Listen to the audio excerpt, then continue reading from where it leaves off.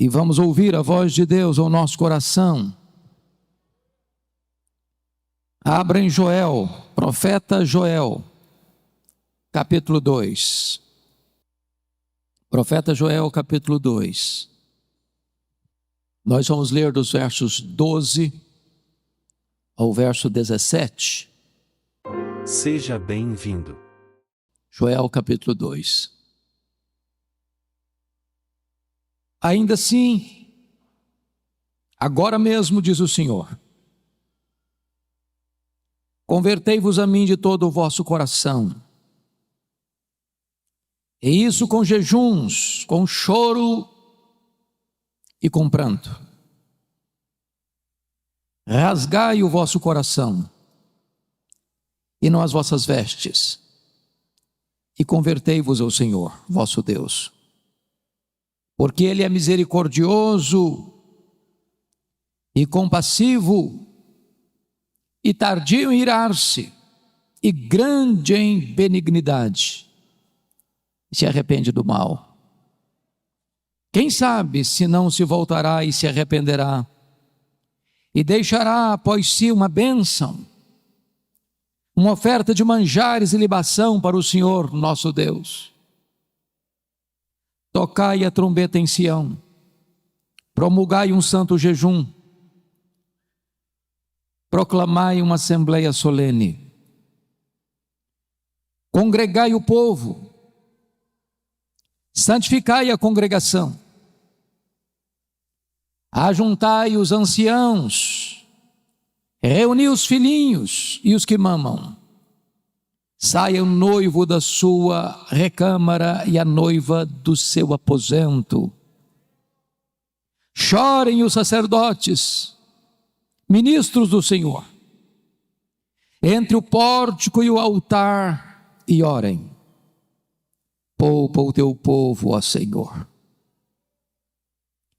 E não entregues a tua herança ao opróbrio, para que as nações façam escárnio dele. Porque hão de dizer entre os povos: onde está o seu Deus? Ainda, nesse mesmo capítulo, versos 28 e 29. E acontecerá depois que derramarei o meu espírito sobre toda a carne. Vossos filhos e vossas filhas profetizarão. Vossos velhos sonharão. E vossos jovens terão visões. Até sobre os servos, sobre as servas, derramarei o meu espírito naqueles dias. Aleluia. Amém. Eu estou diante de uma assembleia, majoritariamente de jovens.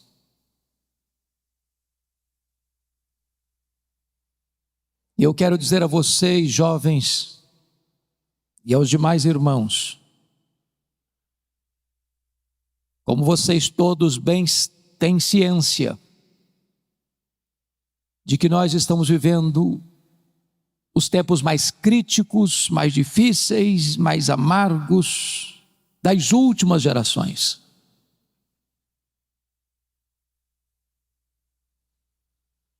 Nós estamos vivendo um tempo onde concentradamente, deliberadamente, forças sobre-humanas e forças das trevas têm agido sem pausa para destruir os fundamentos da família, da igreja, da sociedade. Certamente há uma grande onda de cristofobia no mundo.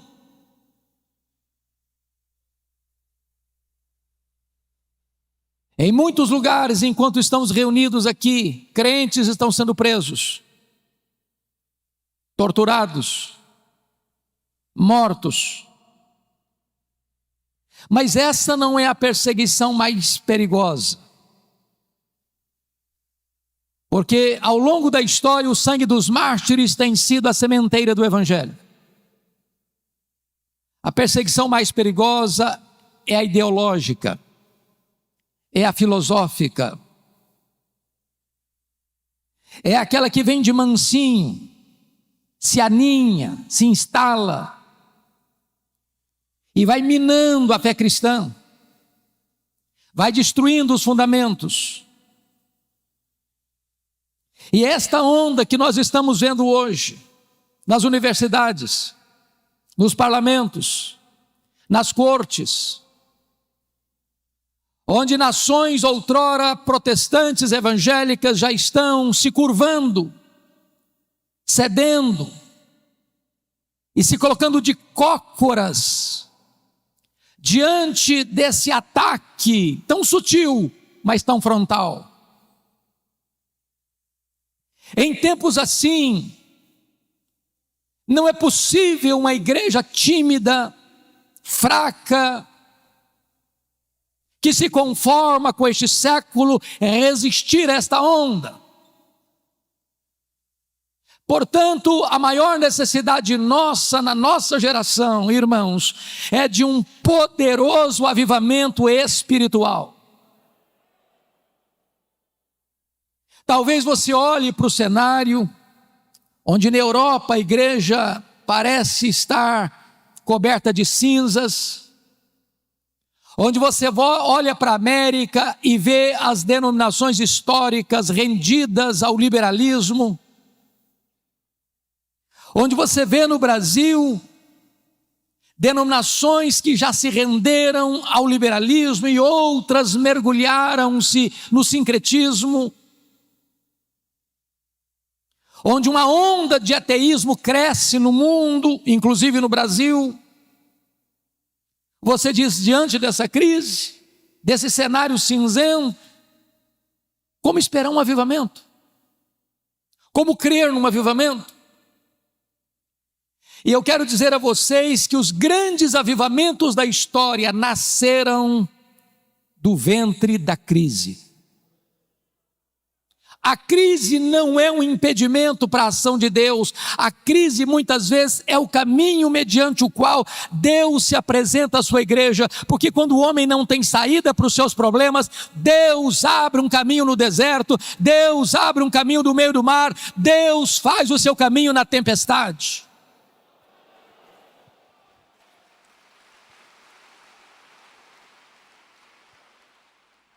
E eu queria que você, com a Bíblia aberta no texto comigo, eu preciso que você esteja com a sua Bíblia aberta no texto, para nós entendermos qual era a crise que o profeta Joel estava descrevendo para propor um avivamento ou uma volta profunda para Deus. Por favor, olha comigo. No capítulo 1, versículo 4, para uma cultura daquela época agropastoril, ou seja, o povo só podia sobreviver da agricultura e da pecuária. Olha comigo o verso 4, o que está acontecendo? O que deixou o gafanhoto cortador, comeu o gafanhoto migrador. O que deixou o migrador, comeu o gafanhoto devorador. O que deixou o devorador, comeu o gafanhoto destruidor. O gafanhoto é um inseto que encontra pela frente um pomar e deixa para trás um deserto. O gafanhoto é um inseto que come e defeca ao mesmo tempo. E esses 4 bandos de gafanhotos trouxeram uma devastação total para a agricultura daquele tempo. Se não bastasse isso, em segundo lugar, veja comigo o verso 10, do capítulo 1. O campo está assolado e a terra de luto, porque o cereal está destruído, a vide se secou, as olivas se murcharam. O que você nota aqui é um cenário de seca severa. As chuvas não descem, o solo não produz, não tem alimento, os armazéns estão vazios, os celeiros estão vazios, a mesa está sem comida. Mas em terceiro lugar, olha comigo o verso 12 deste capítulo 1. A vide se secou, a figueira se murchou, a romeira também e a palmeira, entenda-se aqui a tamareira, e a macieira todas as árvores do campo se secaram e já não há alegria entre os filhos dos homens. Se você percebeu, todas estas árvores descritas são frutíferas. A base da economia, a base da comida na mesa, a base da sustentação do povo. Estamos falando de uma crise de sobrevivência. Não só de um ataque de insetos, mas de uma seca severa. Mas tem mais. Olha comigo o versículo 17. A semente mirrou debaixo dos seus torrões, os celeiros foram assolados, os armazéns derribados, porque se perdeu o cereal. Em outras palavras, mesmo diante da seca e do ataque de insetos, o povo ainda pegou as suas poucas sementes que tinham e apostou na esperança e plantou na esperança de que aquela semente pudesse ser regada por uma chuva e pudessem ter colheitas. Mas até esta semente morreu mirrada no ventre da terra. Mas tem mais. Como é que fica diante disso a pecuária? Olha o verso 18. Como geme o gado, as manadas de bois estão sobremodo inquietas, porque não tem pasto. Também os rebanhos de ovelhas estão perecendo. Em outras palavras, agora não só não tem fruto, como não tem gado, como não tem carne, como não tem leite, como não tem manteiga, como não tem provisão, como não tem comida. A nação está assolada por uma crise financeira sem precedentes.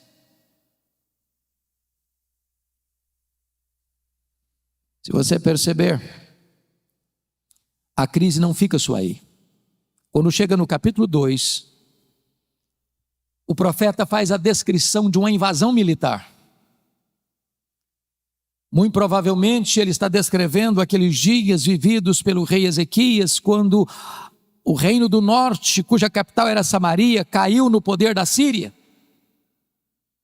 E agora este mesmo poderoso exército que derrotou as 10 tribos do norte, cerca Jerusalém. Um poder irresistível. E a descrição que ele faz no capítulo 2 é de que o povo está completamente cercado, entrincheirado, encurralado e não tem condições de oferecer resistência a este poderoso exército que está cercando a cidade. Este é o cenário. Crise política, econômica.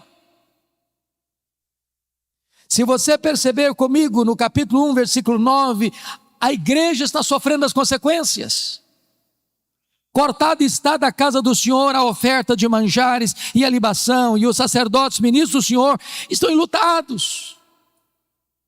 Então tem crise na igreja, tem crise no Estado, tem crise na economia, tem crise na política, tem crise social, tem crise para todo lado. O que fazer numa hora dessa? É aí que entra o capítulo 2, versículo 12, que nós lemos. Ainda assim, agora mesmo, diz o Senhor, convertei-vos a mim. O Brasil está em crise. O mundo está em crise. Os homens estão desesperados. Mas quando na crise o povo de Deus se volta para Deus, nasce o sol da esperança. Nasce a cura, nasce a restauração. E eu gostaria que você olhasse comigo nesta noite, quais são esses aspectos dessa volta para Deus, a natureza dessa volta para Deus. Primeiro, é uma volta para uma relação pessoal com Deus. Olha o verso 12, convertei-vos a mim.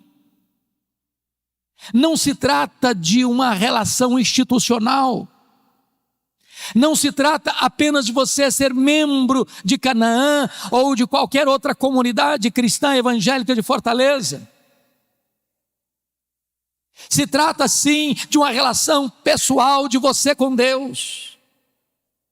De você se voltar para Deus, de você conhecer a intimidade de Deus, de você saber quem é Deus na sua vida, na sua história, é de você se render por completo ao Deus vivo e todo-poderoso, que pode pegar você hoje e levantar você, e revestir você de forças, e avivar o seu coração. Links na descrição desse vídeo.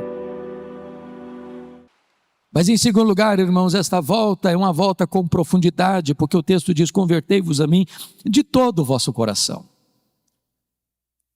Não é aquela volta para Deus porque o calo está doendo, não é aquela volta para Deus porque você está desempregado, não é aquela volta para Deus porque você está enfermo, não é aquela volta para Deus porque o seu casamento está abalado, não é aquela volta para Deus para resolver um problema familiar urgente. Você pode ter todas essas motivações e é bom que você volte nessas circunstâncias, mas quando o problema vai embora, quando a situação se resolve, muita gente se volta para trás e continua longe de Deus do mesmo jeito. Como diz o profeta Oséias: ó Israel, o teu amor cedo passa. Deus quer que você se volte para Ele com profundidade, de todo o seu coração. Que Ele seja o amado da sua alma, que Ele seja o prazer da sua vida, que Ele seja o deleite do seu coração, que Ele seja a sua maior riqueza, que Ele seja o seu maior tesouro, que Ele seja a sua riqueza e a sua herança.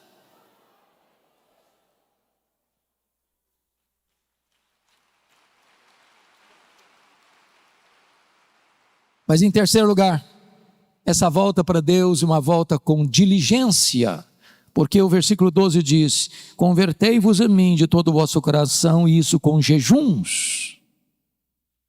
Parece-nos que este é um exercício espiritual, uma disciplina espiritual desprezada dos nossos dias. O que é jejum? Qual foi a última vez que você jejuou para se voltar para Deus? Jejum é quando você se abstém do bom pelo melhor. Quando você come, você se alimenta do pão da terra. Mas quando você jejua, você se alimenta do pão do céu. O pão da terra é um símbolo do pão do céu. Mas quando você abre mão do pão da terra para jejuar, você está dizendo que o pão do céu é mais importante e é mais saboroso do que o pão da terra.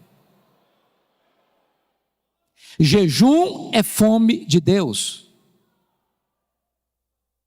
A nossa geração está tão acostumada com o sabor do pão da terra que perdeu o sabor do pão do céu. A nossa geração está tão acostumada com o pão da terra que perdeu o apetite pelo pão do céu. E nós precisamos buscar a Deus, entendendo que não só de pão vive o homem, mas de toda a palavra que procede da boca de Deus.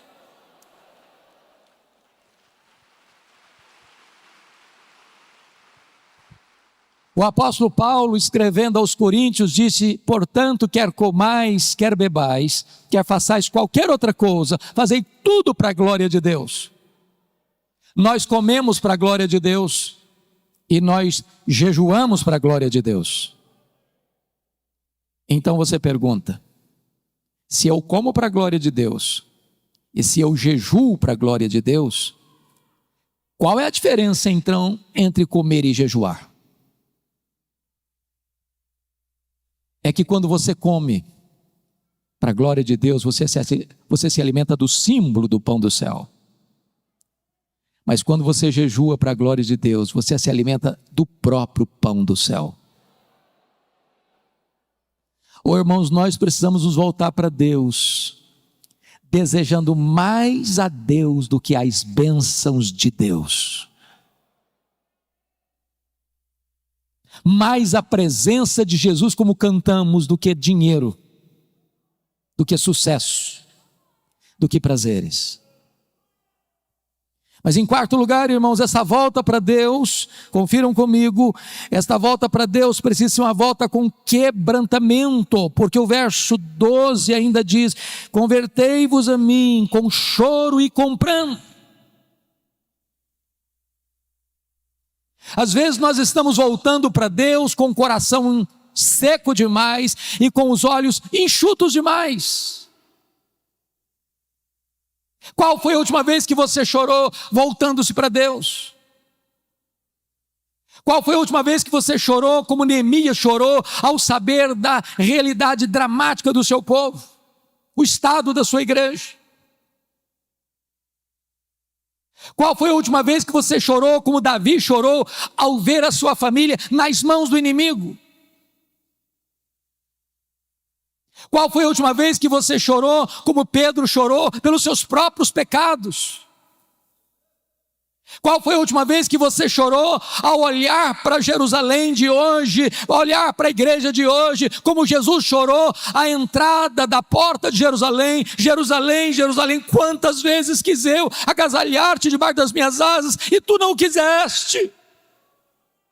É hora de chorar, irmãos. Chorar pelos nossos pecados, chorar pelo estado da nossa nação, chorar pelos nossos governantes, chorar pela nossa cidade, chorar pela igreja.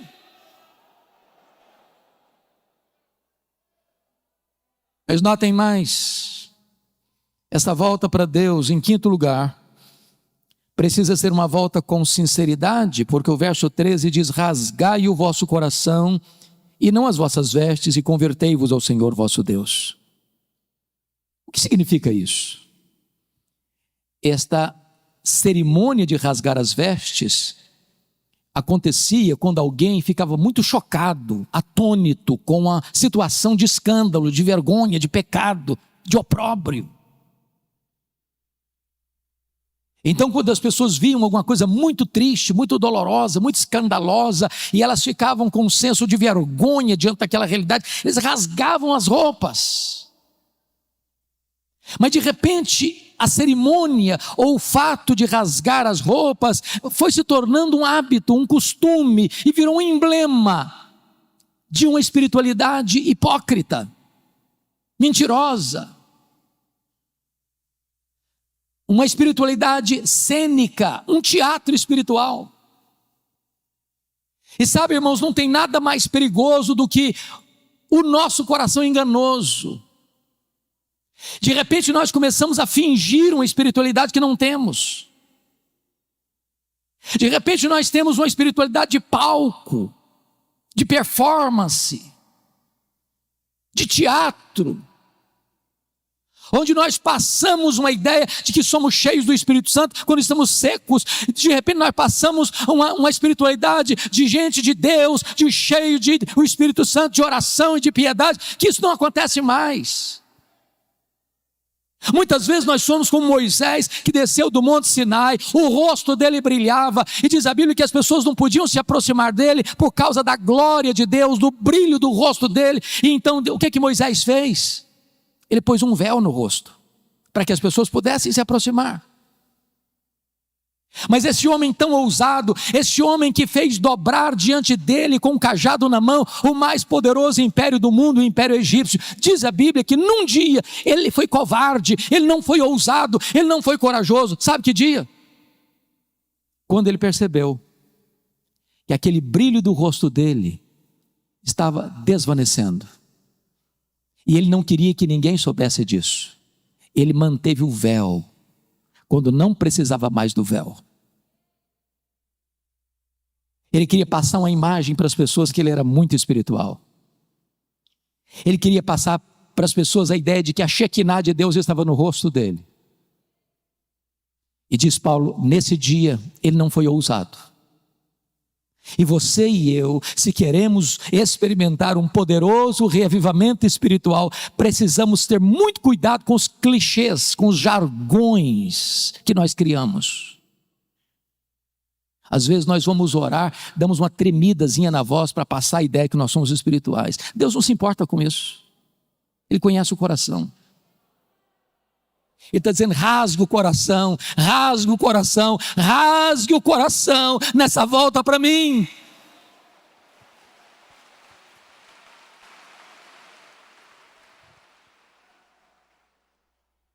Mas notem comigo, irmãos, segundo ponto que eu quero dizer para você, não só a natureza desta volta, mas a urgência dessa volta. Olha no começo do verso 12, quando ele diz, ainda assim agora mesmo. O que ele quer dizer, ainda assim, agora mesmo, convertei-vos ao Senhor? Se você prestou atenção na narrativa do capítulo 1 e do capítulo 2, a situação era de crise. A economia combalida, a igreja sem suprimento e os sacerdotes chorando. Não tem dízimo, não tem oferta.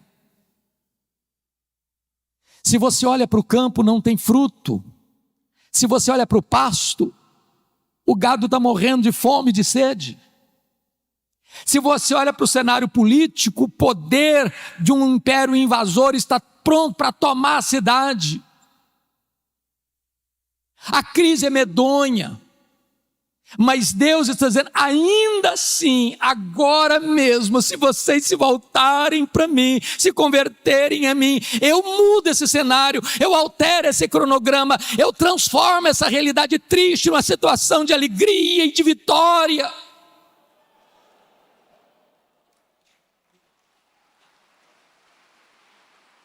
Os destinos de uma nação, irmãos, não estão nas mãos dos governantes. Não é de Brasília que procede a restauração da nação, é do coração da igreja de Jesus Cristo. O Senhor Deus disse, se o meu povo, que se chama pelo meu nome, se humilhar e orar e me buscar e se converter dos seus maus caminhos, então eu ouvirei dos céus, perdoarei os seus pecados e sararei a sua terra. Em tempos de avivamento, Deus levanta a igreja e Deus restaura a nação. Eu quero conclamar você jovem, você pai, você mãe que está aqui, é tempo de nós nos voltarmos para Deus, não dá para esperar mais, não dá para sermos crentes meia boca mais, não dá para sermos crentes mornos mais, não dá para sermos gente descomprometida mais, é tempo de nos voltarmos para Deus, isso é urgentíssimo.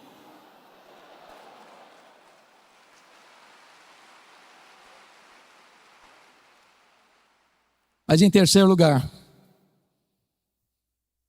depois que você examina a natureza da volta e a urgência da volta, o profeta Joel vai nos dar um motivo para essa volta para Deus. Confira comigo o verso 13. Convertei-vos ao Senhor vosso Deus. Por quê? Olha a razão. Por quê? Porque Ele é misericordioso e tardio em irar-se e grande em benignidade e se arrepende do mal. Quantas vezes você e eu já choramos pelo nosso pecado? Quantas vezes vocês e eu já dissemos, Senhor, tem misericórdia de mim? Porque se Deus observar os nossos pecados, nós vamos perecer. Talvez você pergunte, mas como assim, pastor? Pecando? Presbíteros, líderes? Deixa eu dizer uma coisa a você. Se você não está vendo os seus pecados, é porque você está longe da luz. As pessoas que mais confessam os seus pecados e mais choram pelos seus pecados, não são as que mais pecam, são as que mais perto de Deus andam. Porque quando nós estamos na presença daquele que é santo, santo, santo, até os serafins cobrem o rosto.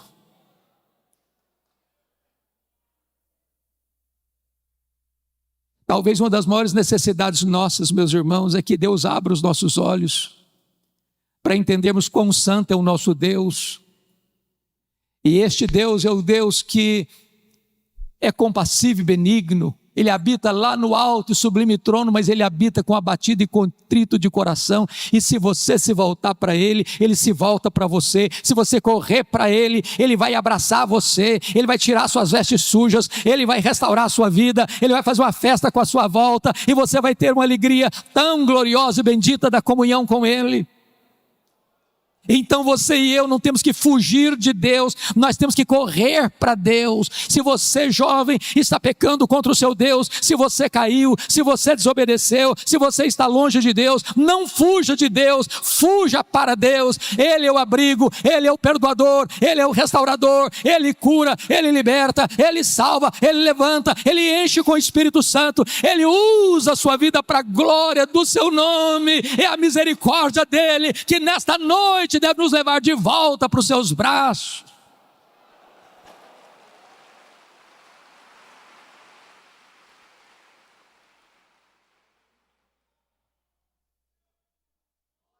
Mas notem comigo, como é que deve ser esta convocação para a volta para Deus. Olha o versículo 15 comigo. Tocai a trombeta em Sião. Ó irmãos amados, está escrito: promulgai um santo jejum e proclamai uma assembleia solene.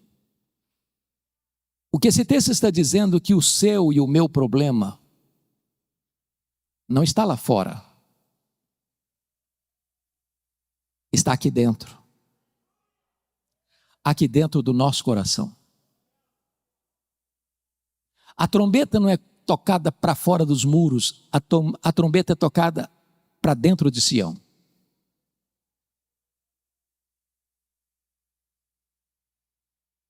Somos nós que temos que fazer um concerto com Deus. Somos nós que temos que nos voltar para Deus. O mundo lá fora não conhece a Deus. Eles estão atrás, não agora por causa da pandemia, mas nesse período atrás de um carro elétrico, numa passarela de carnaval, ou jogando droga nas veias, ou se embriagando, ou se prostituindo, ou correndo atrás de seminários de autoajuda, ou talvez de misticismo, de sincretismo, porque eles estão com um vazio enorme na alma, e eles não encontram a forma de preencher esse vazio. Mas você e eu conhecemos a Deus, você e eu sabemos que Deus é a fonte da vida, você e eu sabemos que só Deus satisfaz a nossa alma, e é hora de nós nos voltarmos para Deus. A trombeta precisa ser tocada aqui, porque o juízo começa pela casa de Deus. Links na descrição desse vídeo. O nosso maior problema não vem de fora, mas vem do nosso próprio coração. E é curioso, meus amados, que há um momento em que o jejum deixa de ser particular. Jesus disse que quando você for jejuar, não é se, é quando, porque isso pressupõe que crente jejua. Você deve lavar o rosto. Você não deve fazer propaganda. Você não deve trocar trombeta. Mas há um momento em que a crise é grande e é geral. Esse jejum não é mais particular. Esse jejum é convocado, é conclamado. Ele é geral, ele é para todos. E quem sabe nós precisamos hoje, irmãos, dizer: meu Deus, nós precisamos nos voltar para Ti. E todos precisam voltar. Você precisa voltar. É necessário conclamar um jejum solene, uma convocação solene, uma assembleia solene, para que todos se voltem para Deus. Mas quem são esses integrantes que vão voltar para Deus? Confira comigo, por gentileza, o versículo de número 16: congregai o povo, santificai a congregação, ajuntai os anciãos. Primeiro, os anciãos. Quem são os anciãos? São os líderes. Os primeiros a pôr o pé na água são os líderes. Os primeiros a acertar a vida com Deus são os líderes. Os primeiros a buscarem a Deus são os líderes. Os de cabeça branca precisam puxar essa fila.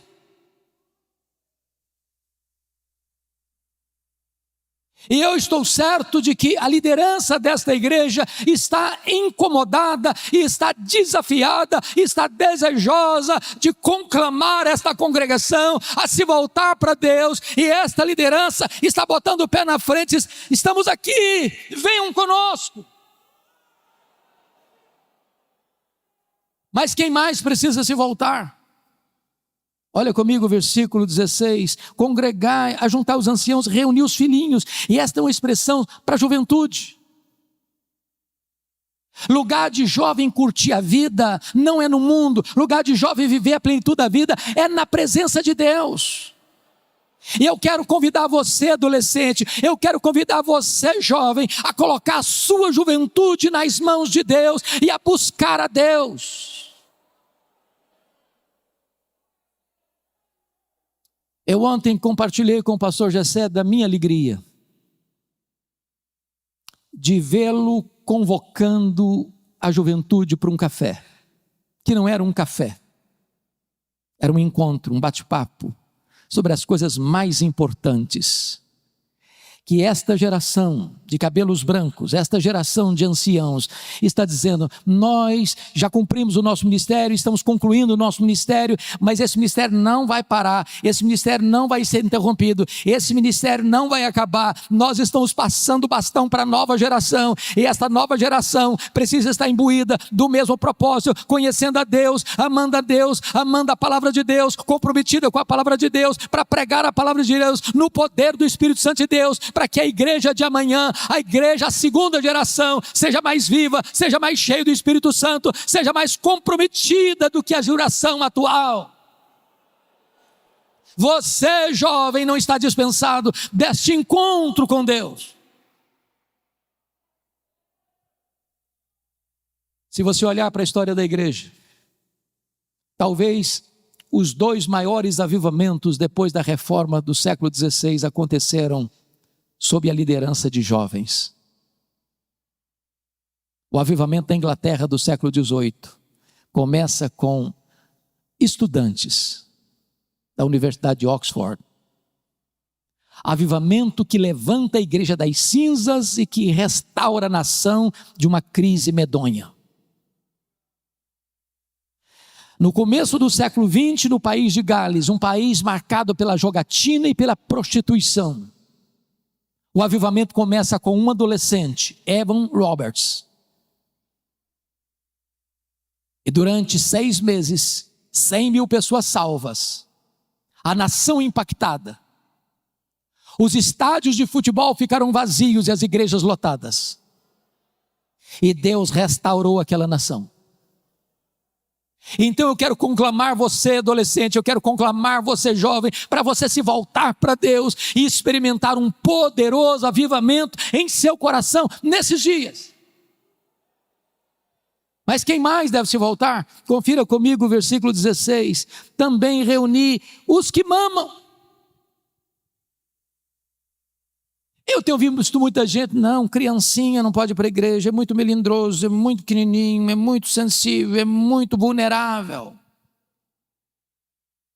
Na nossa geração, traziam-nos para a igreja, quase que logo depois do parto. Estamos vivos até hoje. Igreja é lugar de criança. Criança precisa vir para a igreja desde a meninice mais tenra, no braço do pai, no braço da mãe, no colo do pai, no colo da mãe, porque é aqui que ele começa a aprender, a conhecer a palavra de Deus, a amar a palavra de Deus e a conhecer a igreja do Deus vivo. As crianças não estão dispensadas nessa coletividade de buscar ao Senhor.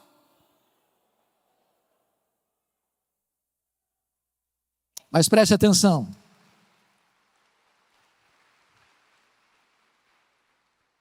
Quem é que deve buscar o Senhor? Diz o texto no verso 16: sai o noivo da sua recâmara e a noiva do seu aposento. O que significa isso?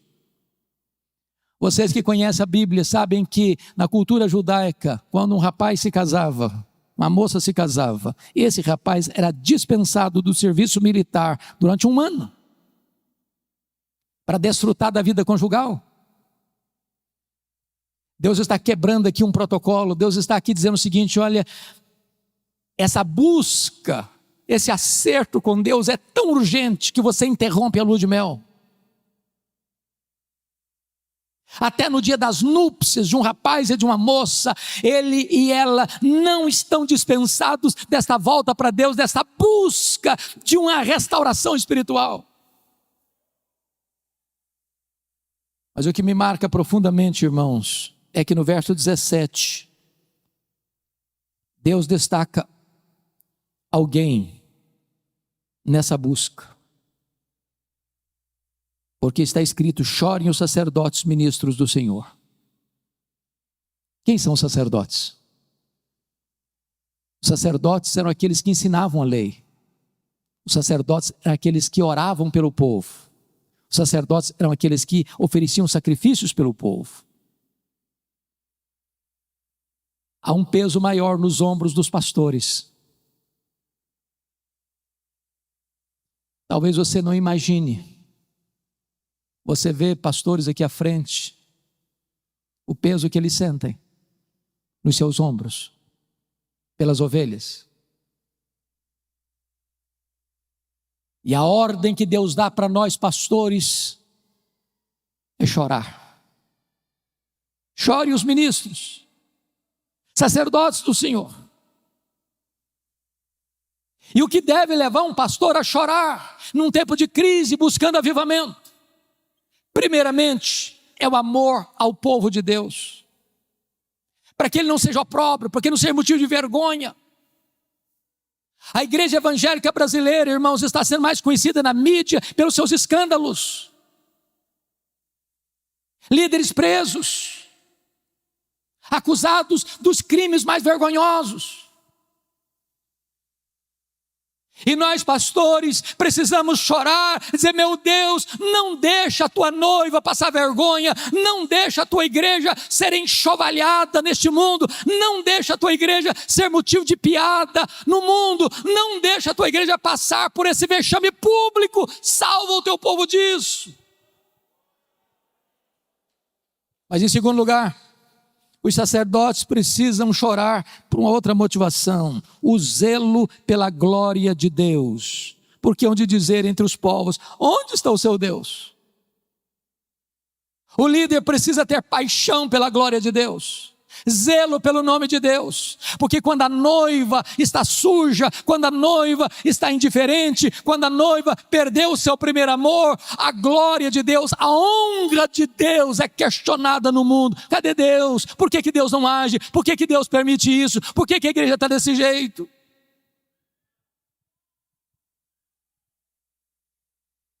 Mas notem comigo, irmãos, que quando o povo atende à conclamação de Deus, um milagre extraordinário começa a acontecer. E a primeira coisa, confira comigo o verso 18, porque tem uma palavra aí que é a dobradiça do texto, é o elo de ligação do texto. Então, o Senhor se mostrou zeloso da sua terra e compadeceu-se do seu povo. Irmãos, nós aguardamos esse tempo de avivamento. Sabe o que vai acontecer? Deus reverte tudo aquilo que estava descrito de crise no capítulo 1. Se não, vejamos. Primeiro, olha o versículo 19 comigo.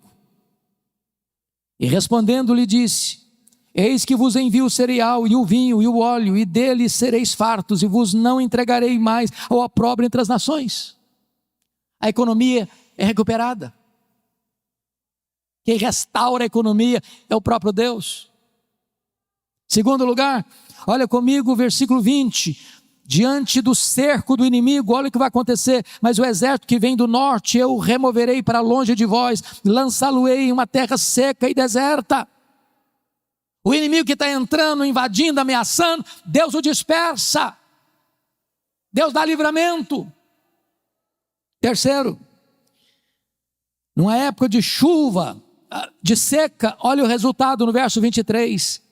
Alegrai-vos, pois, filhos de Sião, regozijai-vos no Senhor vosso Deus, porque Ele vos dará em justa medida a chuva, fará descer como outrora a chuva temporã e a serôdia. Agora não tem mais seca, tem chuva.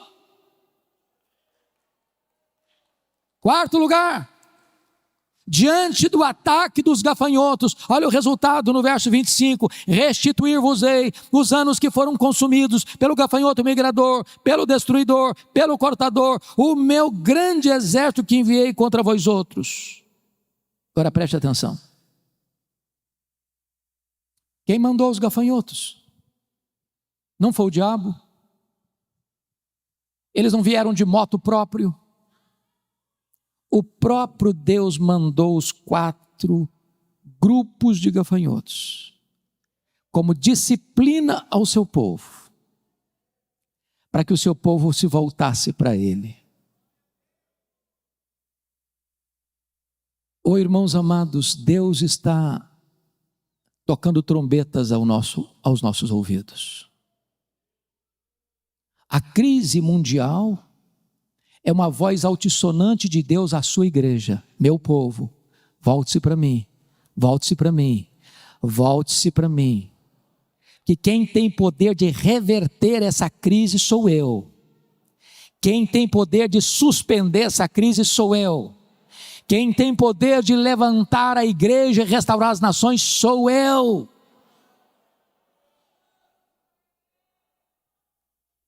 Mas em último lugar, irmãos, preste bem atenção no que eu vou lhes dizer. Nós cantamos isso aqui hoje. Sabe qual era o maior problema do povo? Não era a seca, não era a falta de fruto no campo, nem de gado no curral. O maior problema do povo nem mesmo era um exército inimigo tentando atacar. O maior problema da igreja, preste atenção nisso, não é nem a presença do diabo. O maior problema da igreja é a ausência de Deus. Foi o que Paulo disse: se Deus é por nós, quem será contra nós? Você e eu podemos perder bens materiais. Você e eu podemos perder emprego. Você e eu podemos perder até a saúde. O que você e eu nunca podemos perder é a presença de Deus. É a presença de Deus. Não tem nada mais triste, irmãos, do que a inscrição Icabode, foi-se a glória do Senhor.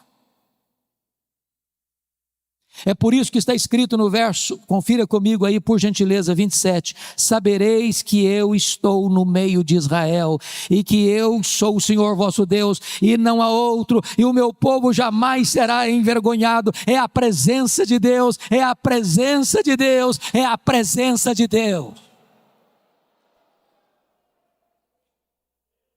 Eu quero concluir, levando você agora para os versos 28 e 29. Porque está escrito assim: e acontecerá depois. Preste atenção, não antes. E acontecerá depois. Depois de quê? Depois que o povo de Deus se volta para Deus de todo o coração, com jejuns, com choro, com pranto, rasgando o coração e não as vestes. Depois que o povo de Deus se volta para Deus, olha a promessa: e acontecerá depois que derramarei o meu espírito sobre toda a carne. Vossos filhos e vossas filhas profetizarão, vossos velhos sonharão, vossos jovens terão visões, e até sobre os servos e sobre as servas derramarei o meu espírito naqueles dias. Sabe o que aconteceu, irmãos? Essa promessa de Joel, mais de 600 anos depois, se cumpre no dia de Pentecostes.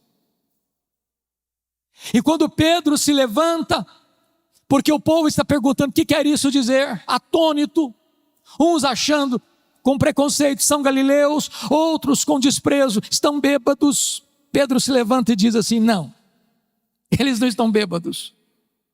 O que está acontecendo aqui é o que disse o profeta Joel: e acontecerá depois que derramarei do meu espírito sobre toda a carne. E esta promessa não é apenas para nós, não é apenas para vós, é para os vossos filhos, é para aqueles que estão ainda longe, é para quantos o Senhor nosso Deus chamar. Significa o seguinte: essa promessa de Joel é para a igreja evangélica, Assembleia de Deus, Ministério Canaã. Esta promessa é para você que está aqui hoje, nesta noite. Esta promessa é para você que está acompanhando este culto pela internet. Esta promessa é para a igreja evangélica brasileira. Esta promessa é para os nossos dias.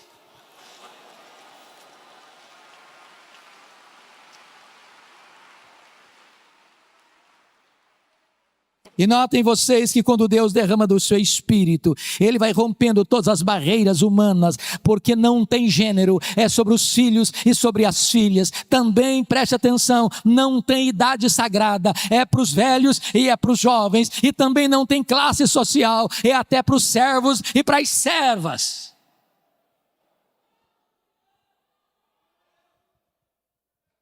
E diz o texto, duas coisas eu destaco para fechar: vossos filhos e vossas filhas profetizarão. Ô pastor, como é bom ter a perspectiva de ver jovens se levantando para pregar.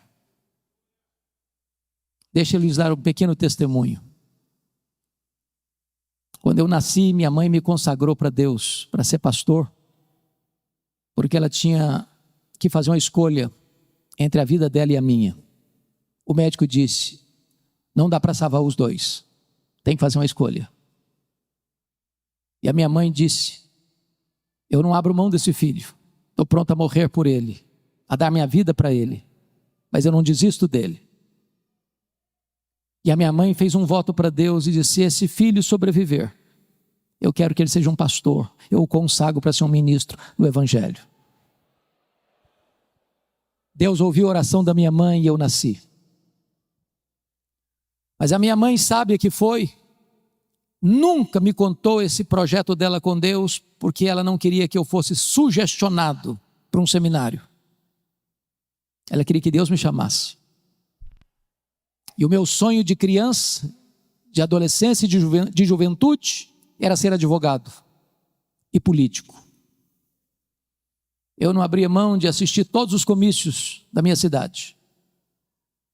No dia que eu fiz 18 anos, eu tirei meu título, me filiei num partido e tinha sonhos. E um dia eu estou conversando com um homem de Deus e disse para ele: depois que eu realizar os meus sonhos, que eu for um homem bem-sucedido profissionalmente,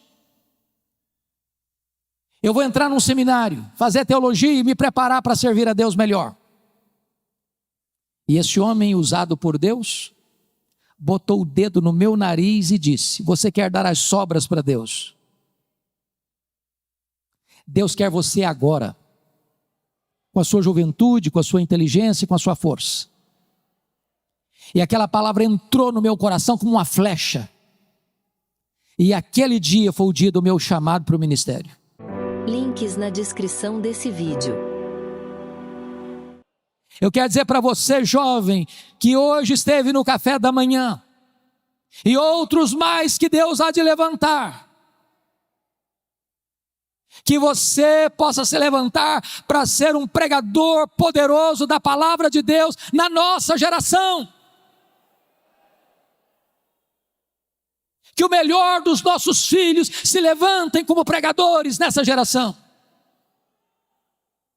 Vossos filhos e vossas filhas profetizarão. Mas tem mais. Está escrito aqui: vossos velhos sonharão. O que significa isso? Não é que você comeu um pouco mais no jantar e de noite sonhou, não. Se você perceber a marca do velho, e eu posso dizer isso porque meus cabelos já estão brancos, é que nós vivemos das glórias do passado. Nós começamos a ler a vida pelas lentes do retrovisor. E quando um velho está cheio do Espírito Santo, ele começa a olhar para frente. Ele começa a ter planos, ele começa a sonhar, ele começa a projetar, ele começa a ter alvos elevados. Ele é um Caleb que com 85 anos quer conquistar uma montanha. Então deixa eu dizer uma coisa para você de cabelos brancos: não tem aposentadoria no reino de Deus. Enquanto você tiver fôlego de vida, enquanto você tiver um fiapo de vida, você está convocado a fazer a obra de Deus.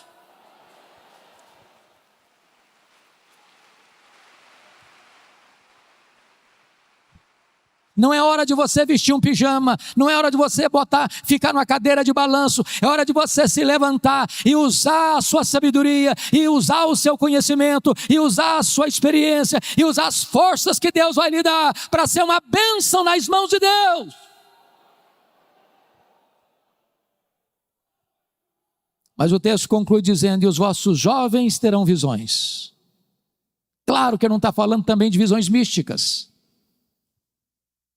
A marca do jovem é ter força, mas falta-lhe a experiência. Mas um jovem cheio do Espírito Santo, ele é mais sábio do que um velho insensato. Um jovem cheio do Espírito Santo, ele tem visão da obra de Deus, e ele quer alcançar grandes coisas para Deus. E a nossa oração, irmãos, é que Deus se compadeça de nós, para que nós nos levantemos, crianças de peito, adolescentes e jovens, noivo e noiva, recém-casados, servos e servas, velhos e jovens, todos nós nos levantemos dizendo: Senhor, o Brasil está em crise, o mundo está em crise, a igreja está em crise. Mas em tempo de crise o Senhor pode soprar sobre nós o teu sopro. Em tempo de crise o Espírito Santo pode vir sobre nós como um vento impetuoso e encher toda esta casa. Em tempos de crise o Espírito Santo pode descer em línguas como de fogo e pousar sobre cada um de nós e ficarmos cheios do Espírito Santo. E uma igreja cheia do Espírito Santo, ela não teme prisões, ela não teme açoites, ela não teme a morte, ela não teme perseguição, ela não teme martírio, ela não teme pobreza, ela não teme o diabo, ela não teme o mundo. Ela vai avançando, e ela vai avançando, e ela vai conquistando, e a glória de Deus vai se manifestando, e os cativos vão sendo libertos, e os pecadores vão sendo salvos, e um grande avivamento há de varrer a nossa nação para a glória de Deus. Você quer esse avivamento, irmão? Você anseia por ele? Não dá mais para esperar. Ainda assim, agora mesmo, diz o Senhor: convertei-vos a mim de todo o vosso coração. Que Ele nos ajude. Amém.